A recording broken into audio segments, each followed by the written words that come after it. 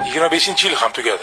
2050-yil endi 2000-yildan ham yaqinroq. 2019-yilda tug'ilgan bolalar allaqachon maktabga borishyapti. 91-yillar esa 15 yildan keyin 50 yoshga to'ladi. Ammo xayolimizda hamon 2020-yillar. Go'yo hammasi kecha bo'lgandek. Holbuki pandemiyadan beri 6 yil o'tdi. Siz ham buni his qilyapsizmi?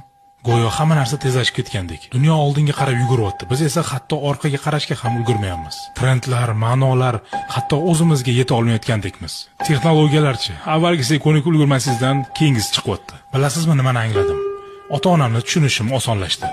Ilgari men ularga smartfon ishlatishni o'rgatardim. Hozir esa o'zim ham har safar paydo bo'ladigan yangi servislarni o'zlashtirishga ulgurmayapman. Ba'zan ularga hatto havas qilaman. Ularni bolaligi ijtimoiy tarmoqlarsiz, yoshliklari asosiy narsani qo'ldan boy berib qo'yamiz degan qo'rquvlarsiz, kattalik davri doimiy poygasiz o'tgan. Bizda esa yangilanishlar, marafonlar, muddatlar, inqirozlar va tobora kuchayib borayotgan xavotir, depressiya, yolg'izlik va biz hatto tanimaydigan, ehtimol hech qachon ko'rmaydigan odamlarga ergashib yugurish. Va faqat bitta narsa o'zgarmay qoladi. Vaqt. Hech qachon ortga qaytmaydigan vaqt.